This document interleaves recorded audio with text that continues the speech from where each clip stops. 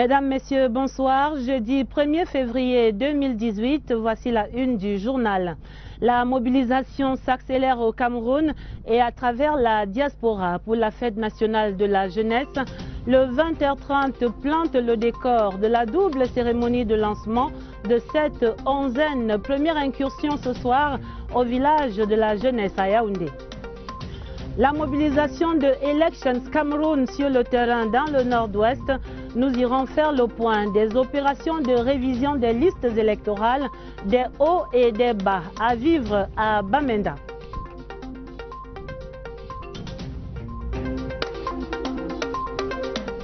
La mobilisation de tous les instants pour l'accélération du chantier du stade d'Olembe. Dans le journal, l'évaluation de l'état d'avancement des travaux sur les pas du gouverneur de la région du centre. Il était sur le site ce jeudi. Voilà pour les titres. Le compte à rebours est lancé, plus que 10 jours maintenant, et ce sera la fête de la jeunesse. Le gouvernement opère un lancement en 2 phases. Le ministre Mounou Nafoutsou devait ouvrir la onzaine jeunesse pour la diaspora ce 1er février à Washington DC aux États-Unis. Lundi, ce sera le tour du lancement national dans la localité de Yingi, département du Honkam, dans le littoral. Mais quelle jeunesse le Cameroun s'apprête-t-il donc à célébrer ce 11 février? Serge Atangana-Bisso brosse ici le tableau en clair-obscur de cette catégorie sociale en quête de repères.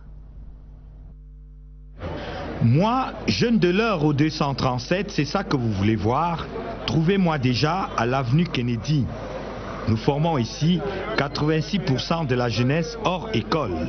Je réponds trop souvent à ce poste pour faire contre mauvaise fortune bon cœur. Le bouillonnement des hormones. Très rapidement, je suis devenu papa et puis j'ai cherché le travail, je n'ai pas pu avoir. Ou le schéma tsunami à éviter à tout prix. Le résultat est le même. Moi j'ai fait l'université. Si moi je continue avec les études, mes petits frères devaient faire comment? J'ai eu le master à l'université de Yaoundé 1 en chimie. On a passé tout le temps à faire les concours sans suite.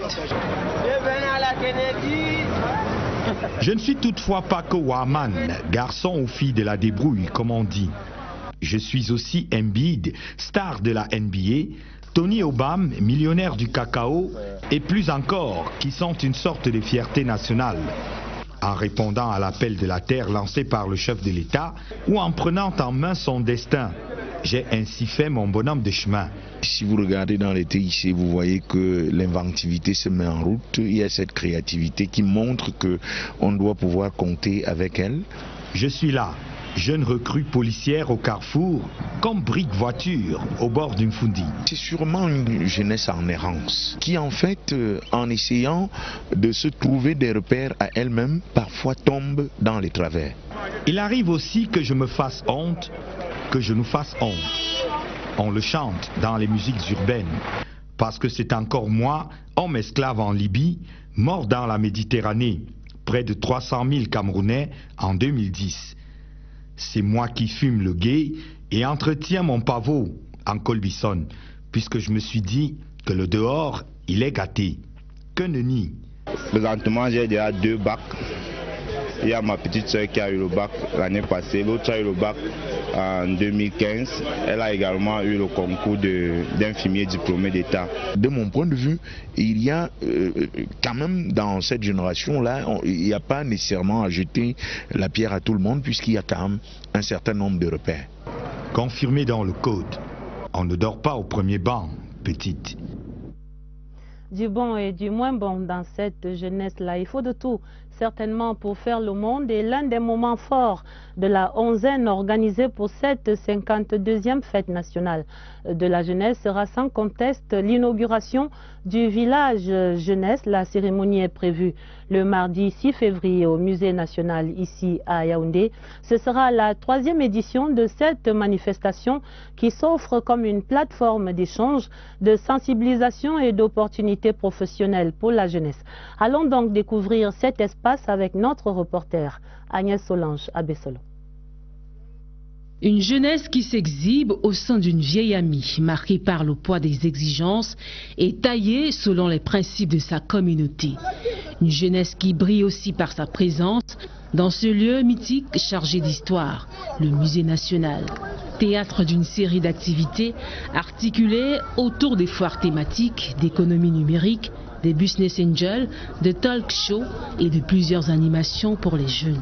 Nous avons mis un accent sur l'insertion économique des jeunes, mais également le divertissement et la citoyenneté. Le village de la jeunesse, c'est donc ce vaste champ de chapiteaux converti en stand d'exposition. Près de 250 exposants attendus.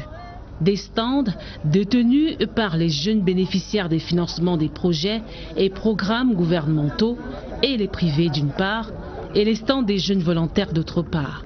Vous avez donc aussi l'espace Business Challenge. Ce sont ces jeunes qui ont des idées de projets. Et à l'issue de la sélection, les meilleures idées de projets vont être retenues, seront encadrées, incubées et seront financées. Dans cet espace business, tous les jeunes ont leur place, même ceux qui n'ont pas pu obtenir un stand d'exposition. Le challenge ici réside dans leur contenant. Près de 10 000 jeunes sont attendus à cette plateforme d'échange qui s'annonce riche en attractions. Hors des frontières nationales, la jeunesse est également une préoccupation avec ce chiffre. 264 millions d'enfants du tiers-monde sont menacés d'exclusion du marché du travail en ce siècle. La non-scolarisation laisse de nombreux jeunes sur le bas-côté.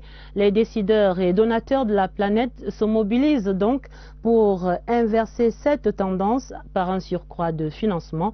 Ils tiennent une réunion de haut niveau depuis ce jeudi à Dakar au Sénégal.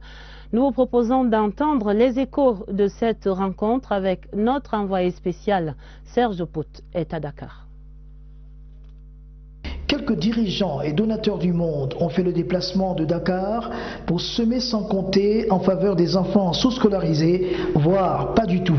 La conférence de financement du Partenariat mondial pour l'éducation des 1er et 2 février 2018 leur offre l'occasion d'investir pour l'avenir, investir maintenant. Au Sénégal, on a eu l'ingénieuse idée de faire travailler le secteur privé et on a mis en place ce qu'on appelle la fondation du secteur privé pour l'éducation. L'objectif, c'est de faire en sorte que ce que l'État ne peut pas faire, que le secteur privé, que les collectivités locales dans le cadre de la décentralisation puissent venir travailler et c'est comme ça que l'on réussira à relever le défi de l'éducation. Cette union sacrée va permettre de sauver du désœuvrement 264 millions d'enfants des zones non scolarisées issues des milieux ruraux et des angles morts de nos villes. Une approche qui inclut aussi l'éducation de la jeune fille. Il y a un autre programme que nous partageons d'ailleurs avec le Cameroun. C'est un projet de lutte contre les violences de genre en milieu scolaire. C'est très important parce que tout le monde sait que la lutte contre la violence permettra aux filles de rester à l'école. On entendra justement ce vendredi la voix du représentant personnel du chef de l'État à ses assises, le ministre Jean-Ernest Masséna Ngalé-Bipéré, sur les espoirs de notre pays par rapport à ce vent de solidarité. À ses côtés, le secrétaire d'État à l'éducation de base, Benoît Donsoumette. Dans la suite du journal Note de marque au Sénat, le président du comité international de la Croix-Rouge pour l'Afrique centrale était reçu ce jeudi dans la chambre haute du Parlement. Le président Marcel Nyat Ndifendi et son hôte Marcus Bruderman ont dressé le bilan de l'action humanitaire de la Croix-Rouge au Cameroun. Richard Talatodem. Arrivé au Cameroun en septembre 2017, le président du comité international de la Croix-Rouge CICR pour l'Afrique centrale, Marcus Bruderman, a eu le temps de faire un tour dans l'extrême nord où Boko Haram pousse certaines personnes à vivre dans la nécessité. Il en a parlé avec le président du Sénat, Marcel Nyat-Ndifendi, qui le recevait en audience. Les deux personnalités ont alors évoqué la situation des activités de l'organisme dans notre pays. La situation est une situation où les besoins humanitaires urgents persistent, où tous les acteurs humanitaires, y inclus le comité international de la Croix-Rouge, travaillent au quotidien depuis leur base opérationnelle pour alléger les conditions difficiles des populations déplacées, mais aussi des communautés hautes qui reçoivent les déplacés.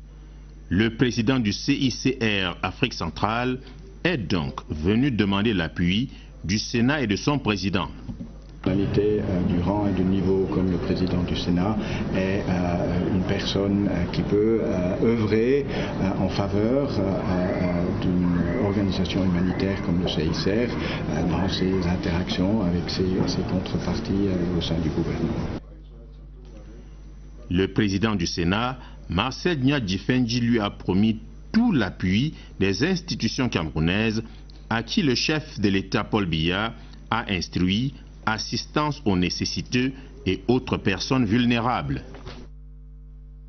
La coopération dans le monde rural, 3 organismes onusiens conjuguent cette semaine leurs efforts pour l'expansion du secteur agro-pastoral au Cameroun. La FAO, l'Organisation des Nations Unies pour l'alimentation et l'agriculture, le FIDA, le Fonds international pour le développement agricole et le PAM, le Programme alimentaire mondial, ont ainsi entamé ce jeudi un atelier conjoint d'évaluation de leur programme. Les travaux devraient aboutir à l'élaboration d'une feuille de route commune et harmonisée pour booster le secteur agro-pastoral national. Marie-Laurence Nke relève ici l'importance de cette rencontre supervisée par le ministre Henri Eyebe Aïssi. Cette rencontre est une grande première. Voir sur une même table, le PAM, la FAO, le FIDA évaluent ensemble les différentes activités que ces organismes mènent pour lutter contre la pauvreté. Il est donc question de mettre sur pied une feuille de route commune afin d'apporter plus d'efficacité à l'aide au développement. Cependant, de nombreux défis sont à relever. Notamment en termes de ciblage. Comment nous faisons davantage pour cibler les plus vulnérables, pour cibler la femme rurale, pour cibler les jeunes et leur donner donc un meilleur accès aux ressources productives, aux services non financiers, aux services financiers. L'autre défi, c'est améliorer l'efficience des interventions. Ces 3 organismes spécialisés des Nations Unies vont apporter au Cameroun de nombreux appuis multiformes, allant de l'appui à l'élaboration des politiques et stratégies, au financement des projets et programmes, en passant par des opérations tant d'aide alimentaire qu'au développement durable. Dans le cadre des programmations triennales 2018-2020 et autres, nous puissions mieux cibler, orienter les décisions, atteindre davantage ces cibles, hommes, femmes, jeunes, coordonner les actions pour une meilleure utilisation des ressources et assurer plus globalement un rapprochement avec les objectifs des ODD. Les rapports qui seront soumis devront pour le Cameroun comme pour les 3 organismes baliser la voie pour les nouveaux axes de collaboration, ce qui entraînera une meilleure coopération dans les jours à venir. Le JICAM est à Paris. La délégation du groupement interpatronal du Cameroun poursuivait sa visite de travail ce jeudi dans la capitale française après des partenariats jugés gagnant-gagnant noués hier mercredi avec le MEDEF en France. Cette deuxième journée était consacrée à des échanges avec la diaspora camerounaise. Voici la correspondance de Maxence Ancel à Paris. C'est dans un quartier très huppé du 8e arrondissement de Paris qu'a eu lieu cette réunion de concertation entre le JICAM et la communauté d'affaires camerounaise de France. Le nouveau bureau exécutif du JICAM a présenté à l'assistance la vision du groupement interpatronal, ses objectifs, le contenu de l'accord de partenariat signé la veille avec le MEDEF et les nouvelles opportunités d'affaires que présente l'espace économique industriel camerounais. On perçoit très vite l'envie d'instaurer un climat de confiance, de partenariat mutuel entre le JICAM et les milieux d'affaires de l'Hexagone. Parce qu'il est uniquement question de business, tous les investisseurs sont les bienvenus au Cameroun et la question de la double nationalité n'a point sa place. Il y a des étrangers qui font beaucoup d'argent au Cameroun n'ayant pas la nationalité camerounaise. Donc vous ne pouvez pas appuyer d'une peur vis-à-vis de droit existe. Nous sommes là pour leur faire la courte échelle, pour réduire leurs difficultés et pour faire en sorte que leurs doléances puissent être portées à bon endroit. Le changement de perception du JICAM serait-il déjà en route? Et il faudra évaluer les actions, les objectifs que nous nous sommes fixés. Il y a eu un échange sans langue de bois. Les réponses ont été franches, elles ont été vraies et ça a été clair. Le groupement qui se défend d'être élitiste compte dans ses rangs 80% de membres responsables des PME et espère accueillir de nombreux entrepreneurs de la diaspora. Ici à Yaoundé, le rideau est retombé ce jeudi sur la conférence annuelle des responsables du ministère des Finances. 2 jours de travaux bouclés en beauté par la cérémonie de présentation des vœux de Nouvel An au ministre des Finances et au ministre délégué. Alamine Ousmane Meh qui a réitéré l'impératif d'une bonne exécution du programme économique et financier conclu avec le Fonds monétaire international. Le bilan avec Eugène Bey. Nouvel an, nouvel élan. L'appel est du ministre des Finances. Alamine Ousmane Meh clôturait ce jeudi les travaux de la conférence annuelle des responsables des services centraux, déconcentrés et extérieurs du ministère des Finances.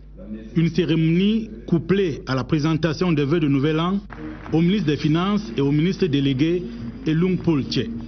À la suite du secrétaire général qui dresse un bilan satisfaisant de l'année écoulée, avec en prime le paiement régulier des salaires et pensions, malgré une conjoncture difficile, Alamine Ousmane Meh recommande en 2018 une bonne exécution du programme économique et financier conclu avec nos partenaires. La facilitation de l'accès au crédit des PME, aux agents en fin de carrière comme à ceux qui se sont illustrés par un travail de qualité, des récompenses et des distinctions ont été décernées. Assemblée générale ce jeudi à l'Association des poètes et écrivains camerounais, l'APA qui dressait ainsi le bilan de ses activités avant de dresser également, d'élaborer la feuille de route pour l'année 2018. Occasion pour notre rédaction d'un arrêt sur le quotidien pas toujours rose de ces écrivains camerounais. C'est l'enquête de Elvire Nienan Galima. Le livre, objet culturel, n'est pas très recherché dans l'espace camerounais. Et pourtant, il est le fruit d'un dur labeur des écrivains et poètes. Un labeur qui ne permet pas du tout à ces littéraires de jouir de leurs œuvres. Eman Zimbala, jeune écrivain débutant dans ce couloir, fait déjà face à de nombreuses difficultés. Côté financier, il y a tout à faire. En fait, les maisons d'édition n'accordent pas encore leur confiance aux jeunes auteurs. On n'écrit pas pour se faire de l'argent, mais pour le moment, on se contente d'écrire juste pour écrire. La passion est une chose, la visibilité de l'ouvrage et la reconnaissance du droit d'auteur en est une autre. Et si les éditeurs péchaient par peu d'implication? Pour qu'un écrivain vive de son œuvre, il n'y a pas 3 solutions. Il faut que son œuvre soit lue et qu'il ait les droits d'auteur. Le ministère fait ce qu'il peut. Nous faisons des publications à compte d'éditeurs. Donc normalement, la partie publicité devrait revenir aux éditeurs. Mais maintenant, nous travaillons quand même en collaboration. Une collaboration qui ne résout toujours pas le problème. Le pays n'a pas encore la culture du livre, la culture de la littérature. Si on veut payer l'auteur de façon qu'il puisse vivre de son œuvre, un petit livre de 100 pages va coûter 30 000, 50 000 francs. Or, pour ramener ça au niveau tel qu'un lecteur puisse acheter, il faut que le prix baisse, et quand le prix baisse, les pourcentages baissent. Le désamour de la lecture, le peu de promotion des livres et ouvrages par les maisons d'édition sont autant d'entraves à l'épanouissement de ces écrivains et poètes dans notre société. Au cœur de la crise dite anglophone, des voix s'élèvent pour appeler à la sauvegarde de l'édifice national et du vivre ensemble au Cameroun, comme celle de Maître Nico Hallé, le spécialiste des droits de l'homme, membre de la Commission nationale pour la promotion du bilinguisme et du multiculturalisme, milite pour la paix et le patriotisme comme élément fondateur de la sortie de crise. Écoutons-le dans cette synthèse d'interview compilée par Mélanie Betebe. Koualé part d'un postulat simple. Sans la paix, aucune construction n'est possible, fût-elle d'une nation. Que si la paix n'existe pas, vous ne pouvez rien. Vous pouvez avoir des ressources humaines, naturelles, vous ne pouvez pas les exploiter pour le bien-être du peuple. Pour lui, le Cameroun, qui a la notion de paix inscrite dans son ADN ainsi que la tolérance ethnique de par sa devise et sa constitution, aurait dû être à l'abri des démons de la division. Mais l'individualisme et les égoïsmes de toutes sortes ont plombé l'unité nationale. Le bilinguisme qui part avec les valeurs morales et spirituelles, c'est ça qui est important pour la société. Vous connaissez, je ne vous apprends rien, les gens qui sont parfaitement 1000 fois bilingues dans ce pays, qui ont pillé, qui ont détourné, qui ont détruit ce pays. Pour cet homme de loi, par ailleurs chrétien engagé, la solution à la crise dans les régions du Nord-Ouest et du Sud-Ouest passe par un dialogue inclusif. Le chef d'État a parlé du dialogue, les Camerounais ont parlé du dialogue, les visiteurs, tous ces hauts commissaires qui nous rendent visite quotidiennement, ils ont proposé le dialogue. Mais je pense que ce dialogue, c'est une plateforme autour de laquelle on doit trouver toutes les parties prenantes. Je suis très sûr, je suis optimiste, je suis positif que la paix reviendra chez nous et nous allons vivre comme une famille. Tout ceci pour que triomphe le Cameroun, uni dans sa diversité. Maître Nico Hallé, dans un français limpide, voilà qui conduit naturellement à la Semaine nationale du bilinguisme. Les activités battent son plein à Garoua, une occasion pour les populations du Nord d'évaluer le chemin parcouru et de s'investir pour un bilinguisme qu'ils veulent intégral. La pratique du bilinguisme telle qu'elle va dans la région du Nord, voici le regard de Iya Hacham à Garoua. Le bilinguisme intégral est un mot de séduction à Garoua. Je suis dans le club bilingue parce que ça m'aide à parler l'anglais et le français, de m'exprimer bien. J'ai un rêve de parler l'anglais, un jour devenir journaliste anglophone. Le bilinguisme fait ses petits pas dans la ville de Garoua. En 2016 et en 2017, le centre linguistique de Garoua, en termes d'effectifs, a été classé parmi les 5 meilleurs centres du programme de formation linguistique. Dans le Nord, les populations sont unanimes. Le bilinguisme est aujourd'hui plus qu'un impératif. On reçoit quand même des participants, il y a des délégués, des directeurs qui viennent apprendre l'anglais. Maintenant, on doit être dans le bilinguisme dans toutes les régions, dans les 10 régions. Good morning et bye bye. De nombreuses initiatives sont entreprises par les écoles, établissements secondaires et services administratifs dans le Nord. Le gros de nos effectifs, c'est les chercheurs d'emploi. Les travailleurs, aussi bien du secteur privé que public. Il faut faire comprendre aux Camerounais de toutes les souches que le bilinguisme est une nécessité. Avec un effectif de plus de 1000 apprenants, le Centre linguistique régional de Garoua est un véritable technopôle dédié aux amoureux de la langue de Molière et de Shakespeare, une onction du chef de l'État pour un bilinguisme intégral dans cette partie du pays. Et voici le dossier du 20h30 dans les régions. Le Nord-Ouest, lui, vit à l'heure de la révision des listes électorales pour cette année 2018. Les cadres de l'ECAM sont mobilisés pour optimiser le nombre d'inscrits, mais le processus est freiné sur le terrain par de nombreux aléas. L'absence de carte nationale d'identité chez certaines catégories, pourtant en âge de voter, le mauvais état des routes secondaires et parfois même des kits d'inscription défectueux. Voici les constats. Armand Ambassa est à Bamenda. Les antennes communales et départementales du Ngoketunja, Babessi, Djakiri et Kumbo, les populations ne se bousculent véritablement pas devant les points d'enrôlement d'Elections Cameroun. Les raisons évoquées ici sont multiples. Bien plus, certains jeunes ayant atteint l'âge requis de 20 ans ne disposent pas de pièces officielles pour se faire enrôler. Ils n'ont pas le cadre national d'identité.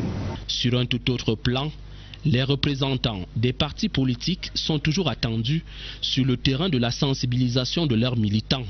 Les acteurs politiques ne sont pas engagés directement sur le processus et ça nous dérange.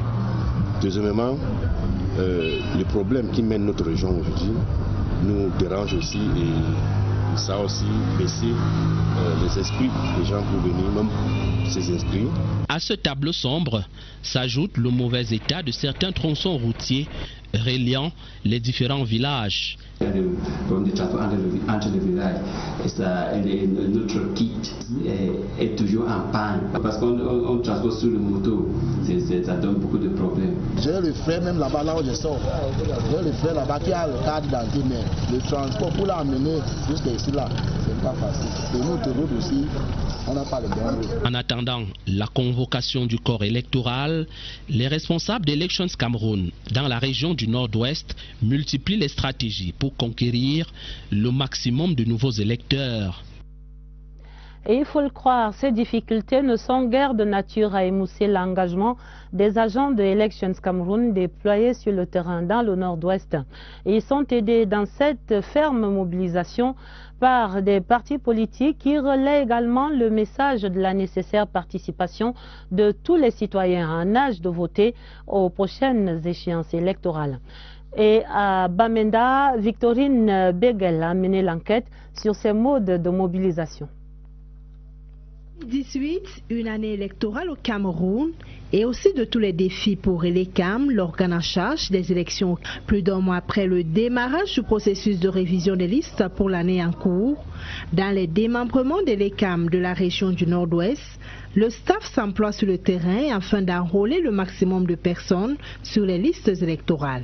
Les postes de police qui vont faire les cartes d'identité, on est là-bas. On est prêt à arriver à tous les villages. On sensibilise les populations. Lorsqu'il y a des manifestations ou des cérémonies, nous nous déplaçons pour aller enregistrer. Concernant la distribution des cartes, des stratégies de proximité sont en cours. Les staffs sont organisés pour aller vers les électeurs pour leur donner les cartes. Ou même si les cartes ne sont pas encore retirées, on va les amener dans le bureau de vote. Mais l'ECAM n'opère pas seul sur le terrain. D'autres acteurs impliqués dans le processus électoral, à l'instar des partis politiques, mènent des actions pour que l'opération connaisse un succès. Dans nos réunions, on s'assure que tous les militants ont déjà leur carte d'électeur.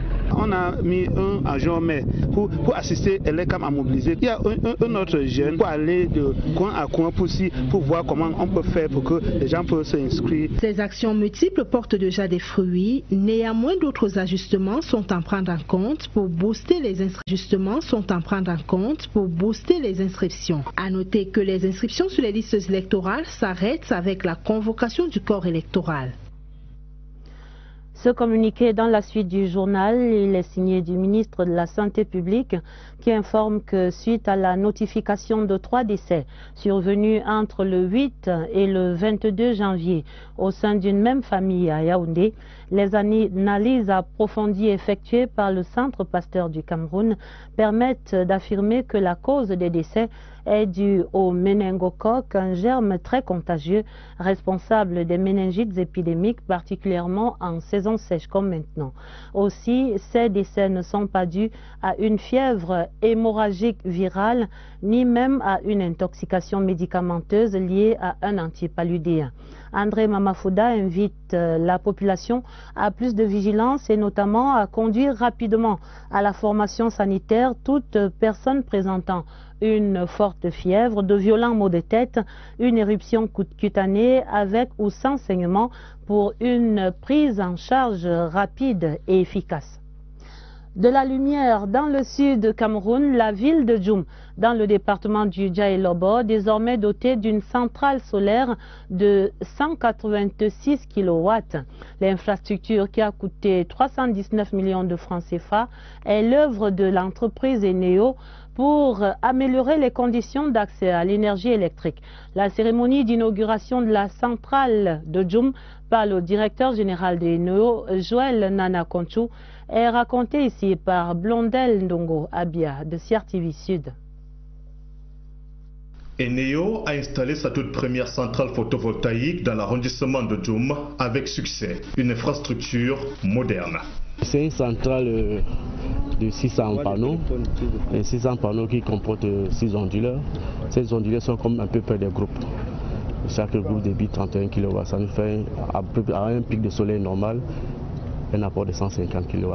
L'entreprise prône le bien-être des populations. Nous sommes conscients des problèmes de l'électricité dans la localité de Djoum, dans l'arrondissement de Djoum et dans certaines localités au Cameroun. Et nous ferons tous les efforts possibles pour donner aux Camerounais l'électricité qu'ils méritent. L'arrondissement de Djoum salue cette initiative. Nous pouvons estimer que la capacité de production des eaux augmentera à Djoum, certainement pour le grand bénéfice des ménages, des populations de Djoum. Certainement cela participera à booster l'économie au plan local.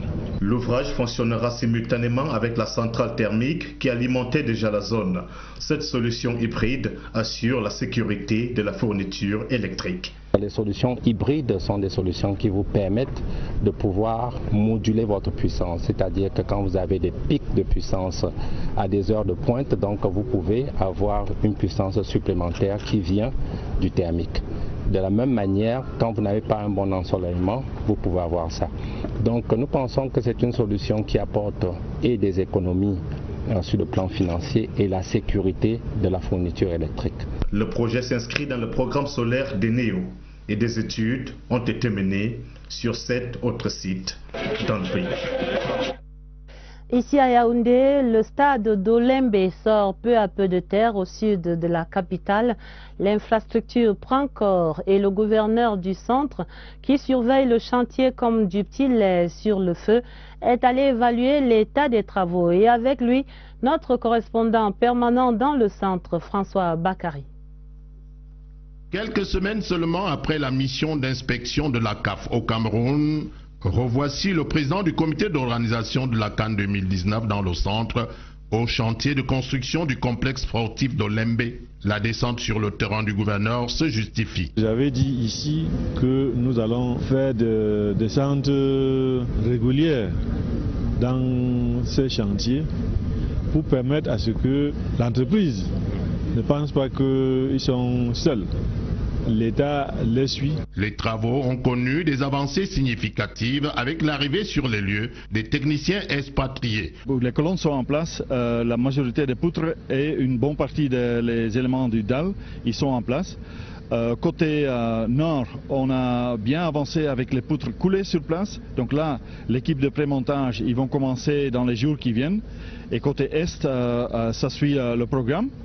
En même temps, on a commencé avec les gradins. D'ici la fin du mois de février, d'autres préfabriqués débarqueront à Douala pour aider à donner un autre visage au complexe d'Olembe. Nous avons été agréablement surpris que depuis 3 semaines, les choses ont évolué pour le bon et que les choses continuent à évoluer. Nous voulons continuer à dire à l'entreprise de continuer sur ce chemin. 700 techniciens et ingénieurs sont mobilisés autour du chantier et travaillent d'arrache-pied pour que le complexe sportif de Lembe soit livré dans les délais.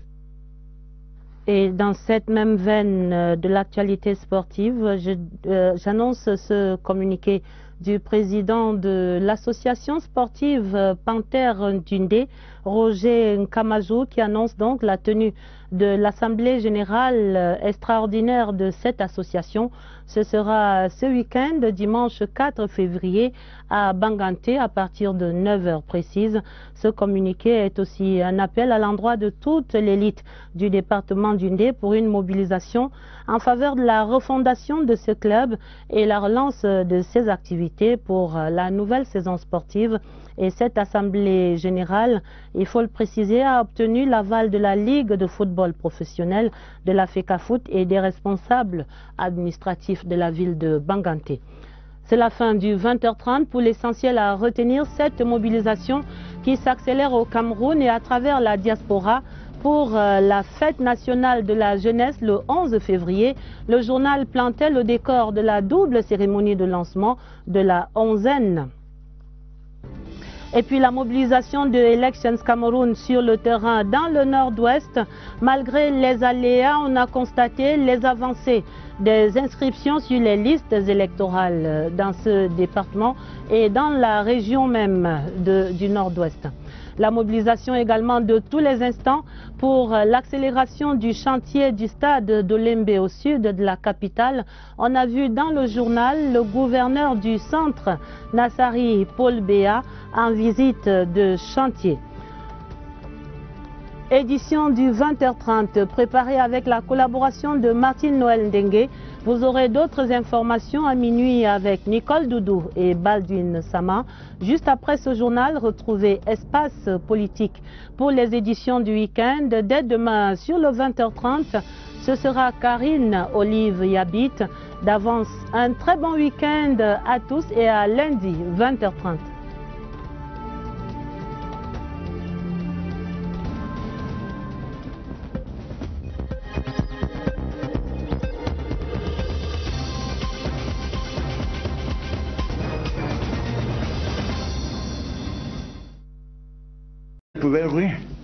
Vous pouvez avoir des ressources humaines, naturelles, vous ne pouvez pas les exploiter pour le bien-être du peuple. Pour lui, le Cameroun, qui a la notion de paix inscrite dans son ADN ainsi que la tolérance ethnique de par sa devise et sa constitution, aurait dû être à l'abri des démons de la division. Mais l'individualisme et les égoïsmes de toutes sortes ont plombé l'unité nationale. Le bilinguisme qui part avec les valeurs morales et spirituelles. C'est ça qui est important pour la société. Vous connaissez, je ne vous apprends rien, les gens qui sont parfaitement 1000 fois bilingues dans ce pays, qui ont pillé, qui ont détourné, qui ont détruit ce pays. Pour cet homme de loi, par ailleurs chrétien engagé, la solution à la crise dans les régions du nord-ouest et du sud-ouest passe par un dialogue inclusif. Le chef d'État a parlé du dialogue, les Camerounais ont parlé du dialogue, les visiteurs, tous ces hauts commissaires qui nous rendent visite quotidiennement, ils ont proposé le dialogue. Mais je pense que ce dialogue, c'est une plateforme autour de laquelle on doit trouver toutes les parties prenantes. Je suis très sûr, je suis optimiste, je suis positif que la paix reviendra chez nous et nous allons vivre comme une famille. Tout ceci pour que triomphe le Cameroun, uni dans sa diversité. Maître Nico Hallé, dans un français limpide, voilà qui conduit naturellement à la Semaine nationale du bilinguisme. Les activités battent son plein à Garoua, une occasion pour les populations du Nord d'évaluer le chemin parcouru et de s'investir pour un bilinguisme qu'ils veulent intégral. La pratique du bilinguisme telle qu'elle va dans la région du Nord, voici le regard de Iya Hacham à Garoua. Le bilinguisme intégral est un mot de séduction à Garoua. Je suis dans le club bilingue parce que ça m'aide à parler l'anglais et le français, de m'exprimer bien. J'ai un rêve de parler l'anglais, un jour devenir journaliste anglophone. Le bilinguisme fait ses petits pas dans la ville de Garoua. En 2016 et en 2017, le centre linguistique de Garoua, en termes d'effectifs, a été classé parmi les 5 meilleurs centres du programme de formation linguistique. Dans le Nord, les populations sont unanimes. Le bilinguisme est aujourd'hui plus qu'un impératif. On reçoit quand même des participants, il y a des délégués, des directeurs qui viennent apprendre l'anglais. Maintenant, on doit être dans le bilinguisme dans toutes les régions, dans les 10 régions, Gourmouni et Bye Bye. De nombreuses initiatives sont entreprises par les écoles, établissements secondaires et services administratifs dans le Nord. Le gros de nos effectifs, c'est les chercheurs d'emploi, les travailleurs, aussi bien du secteur privé que public. Il faut faire comprendre aux Camerounais de toutes les souches que le bilinguisme est une nécessité. Avec un effectif de plus de 1000 apprenants, le Centre linguistique régional de Garoua est un véritable technopôle dédié aux amoureux de la langue de Molière et de Shakespeare, une onction du chef de l'État pour un bilinguisme intégral dans cette partie du pays. Et voici le dossier du 20h30 dans les régions. Le Nord-Ouest, lui, vit à l'heure de la révision des listes électorales pour cette année 2018. Les cadres de l'ECAM sont mobilisés pour optimiser le nombre d'inscrits, mais le processus est freiné sur le terrain par de nombreux aléas. L'absence de carte nationale d'identité chez certaines catégories, pourtant en âge de voter, le mauvais état des routes secondaires et parfois même des kits d'inscription défectueux. Voici les constats. Armand Ambassa est à Bamenda. Les antennes communales et départementales du Ngoketunja, Babessi, Djakiri et Kumbo, les populations ne se bousculent véritablement pas devant les points d'enrôlement d'Elections Cameroun. Les raisons évoquées ici sont multiples. Bien plus, certains jeunes ayant atteint l'âge requis de 20 ans ne disposent pas de pièces officielles pour se faire enrôler. Ils n'ont pas le cadre national d'identité. Sur un tout autre plan, les représentants des partis politiques sont... Troisième édition de cette manifestation qui s'offre comme une plateforme d'échange, de sensibilisation et d'opportunités professionnelles pour la jeunesse.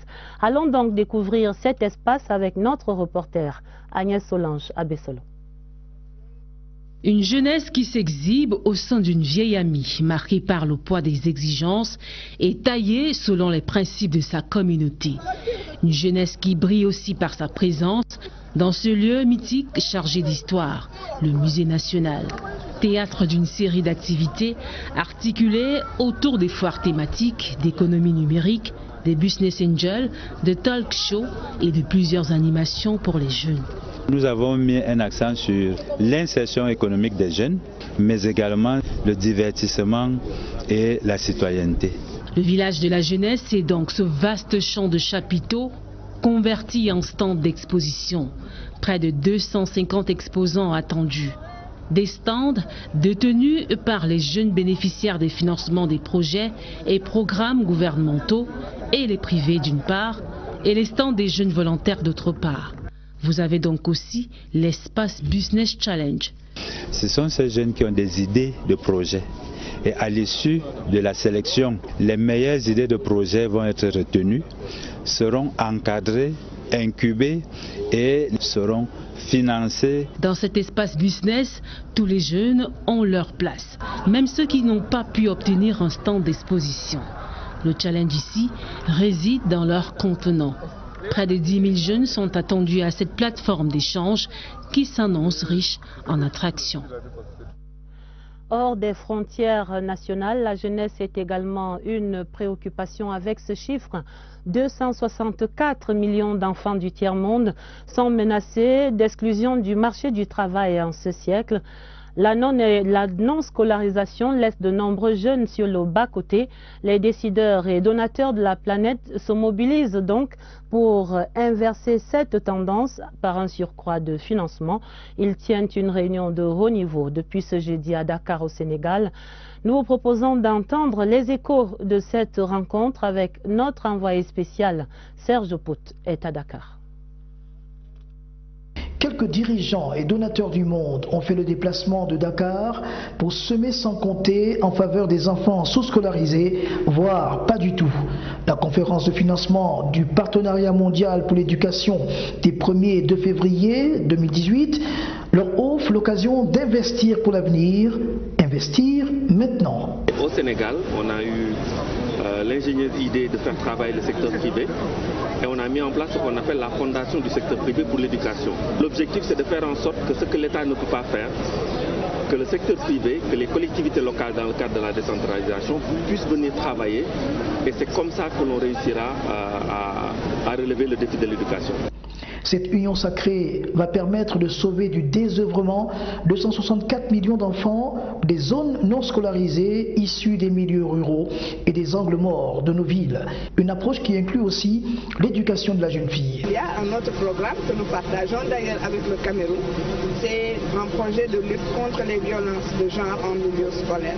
C'est très important parce que tout le monde sait que la lutte contre la violence permettra aux filles de rester à l'école. On entendra justement ce vendredi la voix du représentant personnel du chef de l'État à ses assises, le ministre Jean-Ernest Masséna Ngalé-Bipéré, sur les espoirs de notre pays par rapport à ce vent de solidarité. À ses côtés, le secrétaire d'État à l'éducation de base, Benoît Donsoumet. Dans la suite du journal Note de marque au Sénat, le président du comité international de la Croix-Rouge pour l'Afrique centrale était reçu ce jeudi dans la chambre haute du Parlement. Le président Marcel Nyat Ndifendi et son hôte Marcus Bruderman ont dressé le bilan de l'action humanitaire de la Croix-Rouge au Cameroun. Richard Talatodem. Arrivé au Cameroun en septembre 2017, le président du comité international de la Croix-Rouge CICR pour l'Afrique centrale, Marcus Bruderman, a eu le temps de faire un tour dans l'extrême nord où Boko Haram pousse certaines personnes à vivre dans la nécessité. Il en a parlé avec le président du Sénat, Marcel Nyat-Ndifendi, qui le recevait en audience. Les deux personnalités ont alors évoqué la situation des activités de droit existe. Nous sommes là pour leur faire la courte échelle, pour réduire leurs difficultés et pour faire en sorte que leur doléance puisse être portée à bon endroit. Le changement de perception du JICAM serait-il déjà en route? Et il faudra évaluer les actions, les objectifs que nous nous sommes fixés. Il y a eu un échange sans langue de bois. Les réponses ont été franches, elles ont été vraies et ça a été clair. Le groupement qui se défend d'être élitiste compte dans ses rangs 80% de membres responsables des PME et espère accueillir de nombreux entrepreneurs de la diaspora. Ici à Yaoundé, le rideau est retombé ce jeudi sur la conférence annuelle des responsables du ministère des Finances. 2 jours de travaux bouclés en beauté par la cérémonie de présentation des vœux de Nouvel An au ministre des Finances et au ministre délégué. Alamine Ousmane Meh qui a réitéré l'impératif d'une bonne exécution du programme économique et financier conclu avec le Fonds monétaire international. Le bilan avec Jeanne Bey. Nouvel an, nouvel élan. L'appel est du ministre des Finances. Alamine Ousmane Meh clôturait ce jeudi les travaux de la conférence annuelle des responsables des services centraux, déconcentrés et extérieurs du ministère des Finances. Une cérémonie couplée à la présentation des vœux de Nouvel An au ministre des Finances et au ministre délégué Elung Paul Tché. À la suite du secrétaire général qui dresse un bilan satisfaisant de l'année écoulée, avec en prime le paiement régulier des salaires et pensions, malgré une conjoncture difficile, Alamine Ousmane Meh recommande en 2018 une bonne exécution du programme économique et financier conclu avec nos partenaires. La facilitation de l'accès au crédit des PME, aux agents en fin de carrière comme à ceux qui se sont illustrés par un travail de qualité, des récompenses et des distinctions ont été décernées. Assemblée générale ce jeudi à l'Association des poètes et écrivains camerounais, l'APA, qui dressait ainsi le bilan de ses activités avant de dresser également, d'élaborer la feuille de route pour l'année 2018. Occasion pour notre rédaction d'un arrêt sur le quotidien pas toujours rose de ces écrivains camerounais. C'est l'enquête de Elvire Nienan Galima. Le livre, objet culturel, n'est pas très recherché dans l'espace camerounais. Et pourtant, il est le fruit d'un dur labeur des écrivains et poètes. Un labeur qui ne permet pas du tout à ces littéraires de jouir de leurs œuvres. Eman Dimbala, jeune écrivain débutant dans ce couloir, fait déjà face à de nombreuses difficultés. Côté financier, il y a tout à faire. En fait, les maisons d'édition n'accordent pas encore leur confiance aux jeunes auteurs. On n'écrit pas pour se faire de l'argent, mais pour le moment, on se contente d'écrire juste pour écrire. La passion est une chose, la visibilité de l'ouvrage et la reconnaissance du droit d'auteur en est une autre. Et si les éditeurs péchaient par peu d'implication? Pour qu'un écrivain vive de son œuvre, il n'y a pas 3 solutions. Il faut que son œuvre soit lue et qu'il ait les droits d'auteur. Le ministère fait ce qu'il peut. Nous faisons des publications à compte d'éditeurs.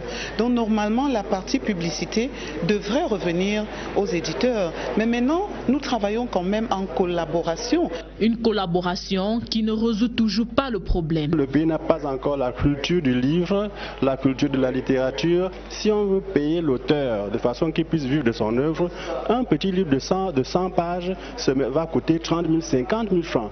Or, pour ramener ça au niveau tel qu'un lecteur puisse acheter, il faut que le prix baisse, et quand le prix baisse, les pourcentages baissent. Le désamour de la lecture, le peu de promotion des livres et ouvrages par les maisons d'édition sont autant d'entraves à l'épanouissement de ces écrivains et poètes dans notre société. Au cœur de la crise dite anglophone, des voix s'élèvent pour appeler à la sauvegarde de l'édifice national et du vivre ensemble au Cameroun, comme celle de Maître Nico Hallé, le spécialiste des droits de l'homme, membre de la Commission nationale pour la promotion du bilinguisme et du multiculturalisme, milite pour la paix et le patriotisme comme élément fondateur de la sortie de crise. Écoutons-le dans cette synthèse d'interview compilée par Mélanie Betebe. Nico Hallé part d'un postulat simple. Sans la paix, aucune construction n'est possible, fût-elle d'une nation. Que si la paix n'existe pas, l'organisme dans notre pays.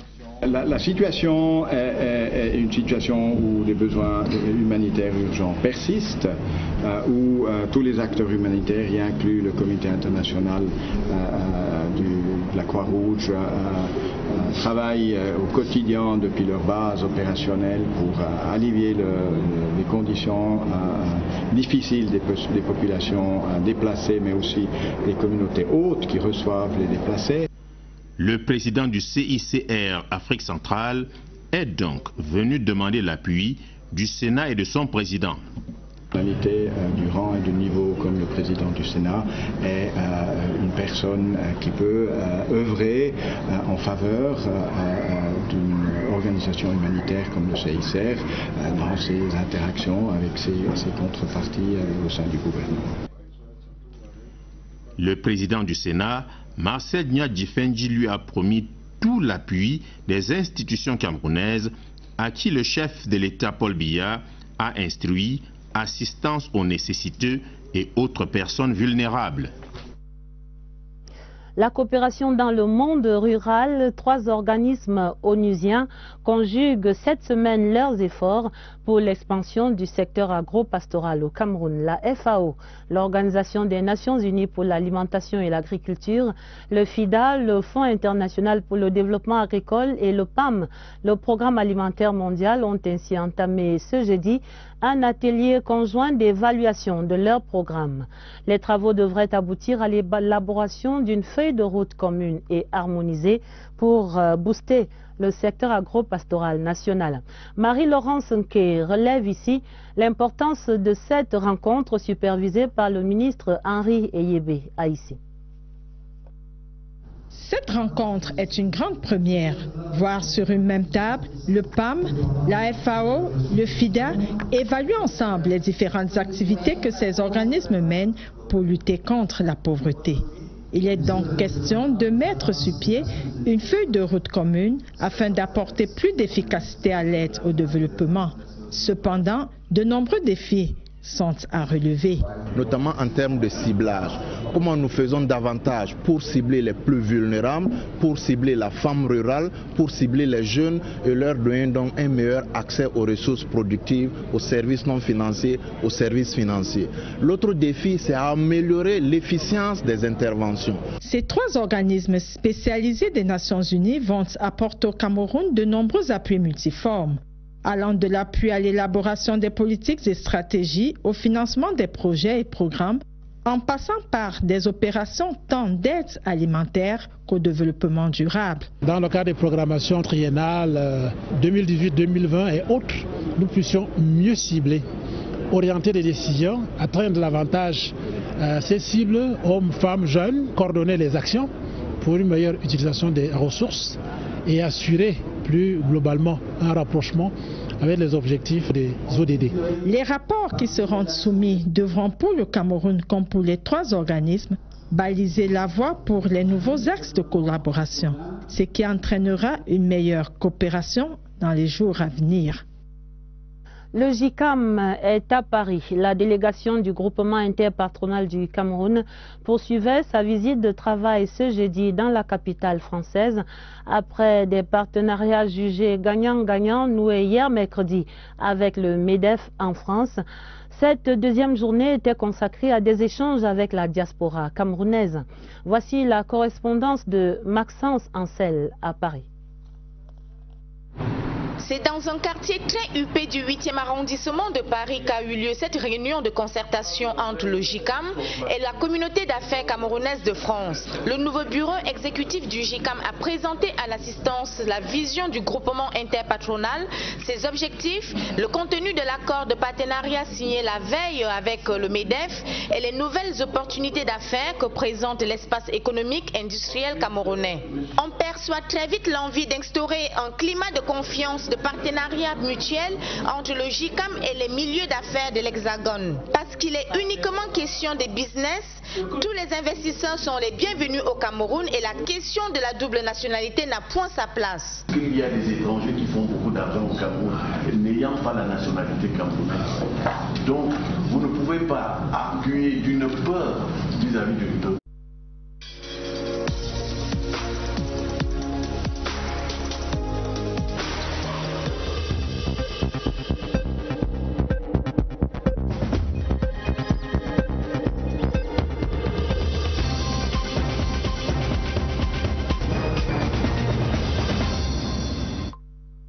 Mesdames, Messieurs, bonsoir. Jeudi 1er février 2018, voici la une du journal.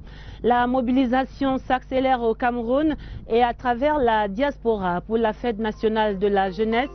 Le 20h30 plante le décor de la double cérémonie de lancement de cette 11e première incursion ce soir au village de la jeunesse à Yaoundé.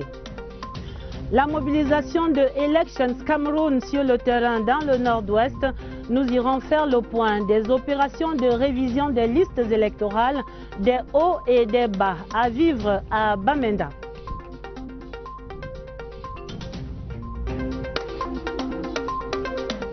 La mobilisation de tous les instants pour l'accélération du chantier du stade d'Olembe. Dans le journal, l'évaluation de l'état d'avancement des travaux sur les pas du gouverneur de la région du centre. Il était sur le site ce jeudi. Voilà pour les titres. Le compte à rebours est lancé, plus que 10 jours maintenant, et ce sera la fête de la jeunesse. Le gouvernement opère un lancement en 2 phases. Le ministre Mounou Nafoutsou devait ouvrir la 11e jeunesse pour la diaspora ce 1er février à Washington DC aux États-Unis. Lundi, ce sera le tour du lancement national dans la localité de Yingi, département du Honkam, dans le littoral. Mais quelle jeunesse le Cameroun s'apprête-t-il donc à célébrer ce 11 février? Serge Atangana-Bisso brosse ici le tableau en clair-obscur de cette catégorie sociale en quête de repères. Moi, jeune de l'heure au 237, c'est ça que vous voulez voir. Trouvez-moi déjà à l'avenue Kennedy. Nous formons ici 86% de la jeunesse hors école. Je réponds trop souvent à ce poste pour faire contre mauvaise fortune bon cœur. Le bouillonnement des hormones. Très rapidement, je suis devenu papa et puis j'ai cherché le travail, je n'ai pas pu avoir. Ou le schéma tsunami à éviter à tout prix. Le résultat est le même. Moi j'ai fait l'université. Si moi je continue avec les études, mes petits frères devaient faire comment? J'ai eu le master à l'université de Yaoundé 1 en chimie. On a passé tout le temps à faire les concours sans suite. Je ne suis toutefois pas que Waman, garçon ou fille de la débrouille comme on dit. Je suis aussi Embiid, star de la NBA, Tony Obama, millionnaire du cacao, et plus encore, qui sont une sorte de fierté nationale. En répondant à l'appel de la terre lancé par le chef de l'État, ou en prenant en main son destin, J'ai ainsi fait mon bonhomme de chemin. Si vous regardez dans les TIC, vous voyez que l'inventivité se met en route. Il y a cette créativité qui montre qu'on doit pouvoir compter avec elle. Je suis là, jeune recrue policière au carrefour, comme brique voiture au bord d'une foundi. C'est sûrement une jeunesse en errance qui en fait, en essayant de se trouver des repères à elle-même, parfois tombe dans les travers. Il arrive aussi que je me fasse honte, que je nous fasse honte. On le chante dans les musiques urbaines, parce que c'est encore moi, homme esclave en Libye, mort dans la Méditerranée, près de 300 000 Camerounais en 2010. C'est moi qui fume le gué et entretiens mon pavot en colbissonne, puisque je me suis dit que le dehors, il est gâté. Que nenni. Présentement, j'ai déjà 2 bacs. Il y a ma petite soeur qui a eu le bac l'année passée, l'autre a eu le bac en 2015. Elle a également eu le concours d'infirmier diplômé d'État. De mon point de vue, il y a quand même dans cette génération-là, il n'y a pas nécessairement à jeter la pierre à tout le monde puisqu'il y a quand même un certain nombre de repères. Confirmé dans le code, on ne dort pas au premier banc, petite. Du bon et du moins bon dans cette jeunesse-là. Il faut de tout, certainement, pour faire le monde. Et l'un des moments forts de la onzaine organisée pour cette 52e fête nationale de la jeunesse sera sans conteste l'inauguration du village jeunesse. La cérémonie est prévue le mardi 6 février au musée national ici à Yaoundé. Ce sera la